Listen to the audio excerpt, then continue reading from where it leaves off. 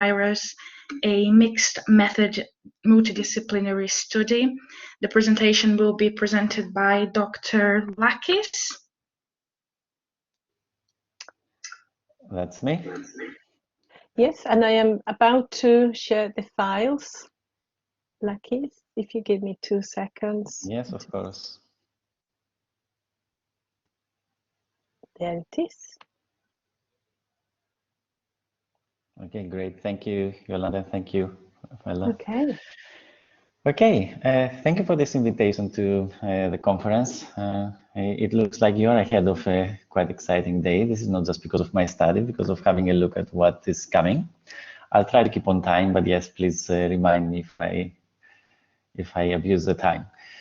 So this is a study under development. So I'm not going to be sharing any findings as yet. Hopefully we'll get invited next year to do that.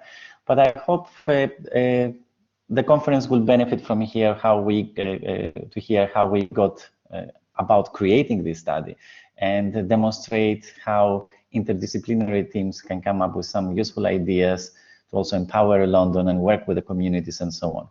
So the study, as you have already been told, is about understanding Lambeth's LGBTQI plus communities. So for those who don't know, LGBT stands for lesbian, gay, bisexual, transgender, queer, intersex, and allied groups, if you like, in the times of COVID-19. And it's a mixed methods multidisciplinary study initiated by Professor Louise Ryan, a sociologist, Donna Jones, social work head of the department here at LondonMet, Dr. Daniela Shaw, who just joined us as a research associate, myself, Lakis, with this difficult name, and we're even supported by the current LMU students, Chinar Eidogan and Anna Jakubczak. And you see we have kind of a few partners. I may be introducing them here anyway, since we're here, so you can see that our research partners that will be helping throughout this project by advising and also helping maybe with data collection, staging events are Black Thrive, Blackout, the first sign to the left, I missed them, Lambeth Council, of course, Lambeth Links, and Opening Doors London, that deals mainly with people of older age within the LGBT plus community.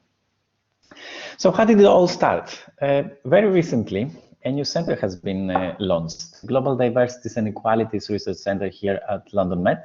This happened in 2020, just last year, a few months ago, actually in September, with my colleague now, Professor Louise Ryan, as its director.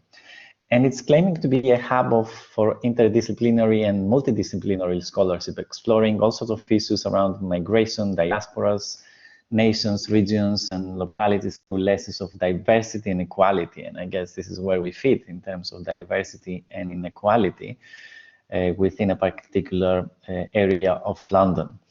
And Louise, being so proactive already, she managed very, very quickly, I think within weeks of the center being launched, to create this big project, to bring me on board and Donna from social work, and then come up with this exciting project, and I will explain how it got developed in a bit. Then there were these existing links with Lambeth Council, who wanted to kind of update their knowledge on its quite large LGBTQI plus population who lives actually at Lambeth in London. And they also kind of needed to reach underrepresented subsections of this community, because they noted that, as I personally noted from my own academic research, that a lot of LGBT plus research focuses on gay men.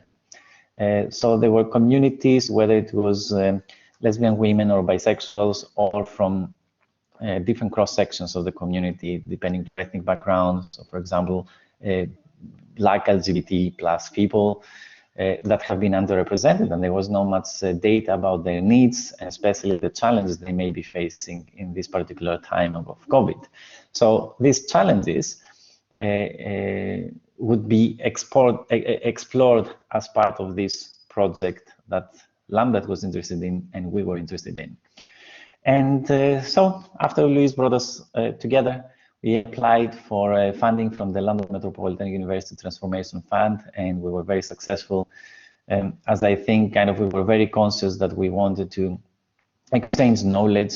It was between academic schools, social science, social work, sociology, local government, obviously here the role of Lambeth Council, and then NGOs and charities like the organizations I have already listed who are helping us as part of the advisory group and with the data collection and so on.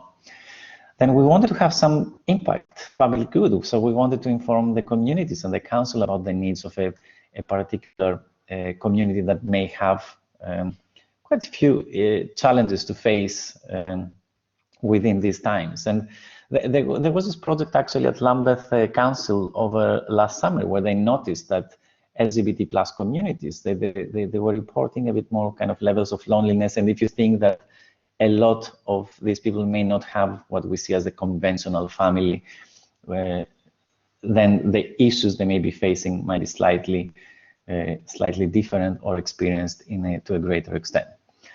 And then we wanted to empower London as part of this of this project, engage the community. I think we're already starting to do that in terms of how we work together with local government and research partners, and hopefully after we completed the study on how to disseminate the findings and how we can use them for the community. And as you also saw from my first slide, we already managed to involve students as researchers and collaborators, which can be beneficial to our students getting engaged in I hope a high quality research project with many levels. The project's objective, I think you got a bit of an idea. So we wanted to identify the needs of Lambeth's large LGBT communities and the challenges posed by coronavirus. We wanted to focus on the needs of Black and ethnic minority members within overall the BAME communities, but I will explain how we particularly focus on Black LGBTQI plus people as part of the second part of this project. And then of course co-design solutions, try to improve the situation in terms of the particular communities within Lambeth, and how can we do that within the constant financial constraints, if you like, that are getting obviously exaggerated by the coronavirus situation. And in order to do that, as I already mentioned from the title, this is a mixed method study. So we went about to thinking about developing a survey. This survey will identify perceptions and needs of LGBTQI plus residents of Lambeth. It will do that to a great extent, asking them a lot of information about who they are, how they feel, and so on, that I will go through in the following slides. Identify any changes since the last time these communities were approached by Lambeth Council. This was a part of a project that happened in 2005, so we're talking about more than 15 years ago. And obviously do the above in the current context of COVID-19. And then a very new innovative methodology. I was introduced to it for the first time. I claim to be the one who is doing the quantitative analysis and some of qualitative analysis, but Donna Jones from social work came up with this idea to use a developing method that is called Photovoice and run some workshops around this method. And this is an art-based methodology to create safe spaces for people who come from marginalized communities to express themselves and their feelings and so on. And we will be doing that due to, this is hopefully just the first stage of a very long-term project, but for now, it is only a 6-month project. So we will be doing that to start with, at least with Black people of the community, identified by the local actors, our advisory group, as especially in need of support. And at the end of the Photovoice workshops, we will also conduct a focus group to get further ideas, unpack further the perceptions and feelings of our participants. And all this is happening in consultation with our research partners as members of the project advisory group. We meet regularly. Last week we presented the draft survey, and we got feedback as to what needs to be improved in terms of technology, what we would like to focus on, the length of it, as it tends to be with this study. So the survey, especially during COVID, I guess the vast majority of questionnaires will be completed online. So we're in the stage of creating a pilot survey. Hopefully, we'll go live next week.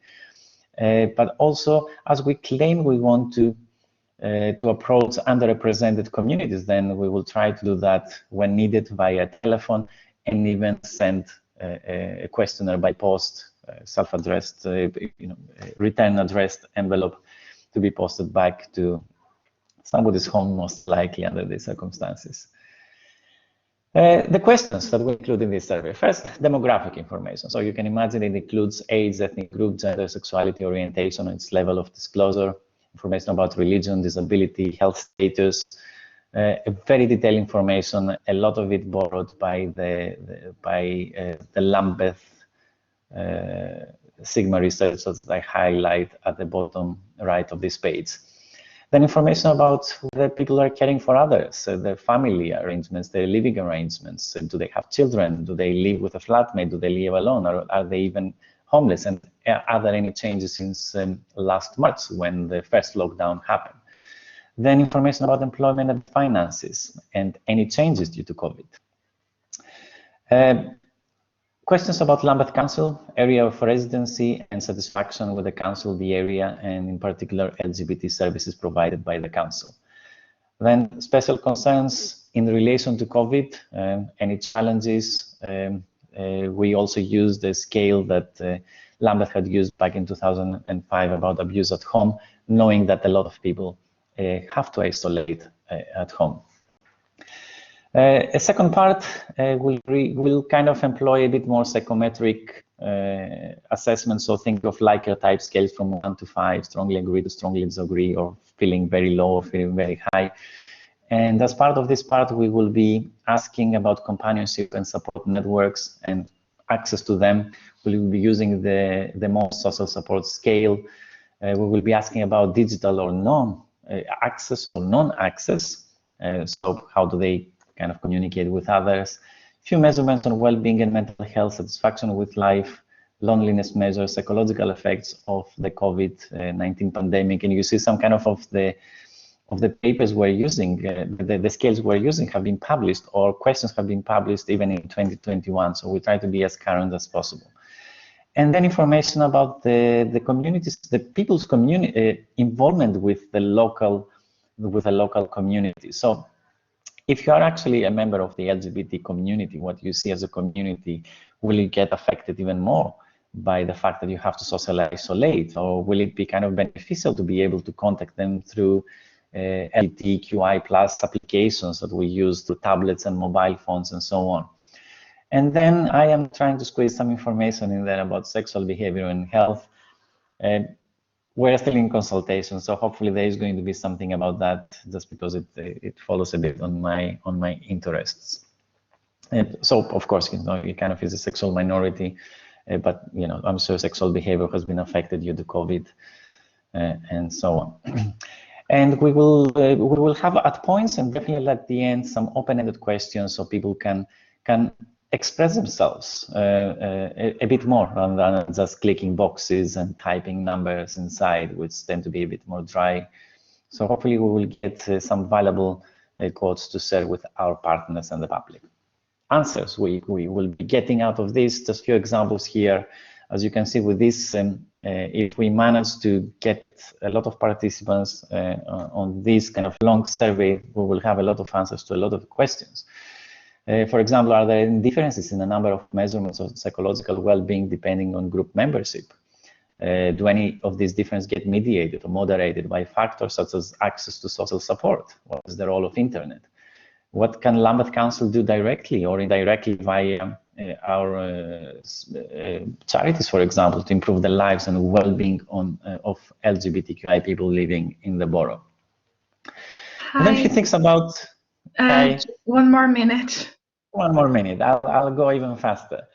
So one thing that I'm not an expert at, I told you about Photovoice workshops. So this is what we will do with the Black community. The use of Photovoice will introduce a pedagogical tool in order to capture and reflect some of the live experiences of the participants.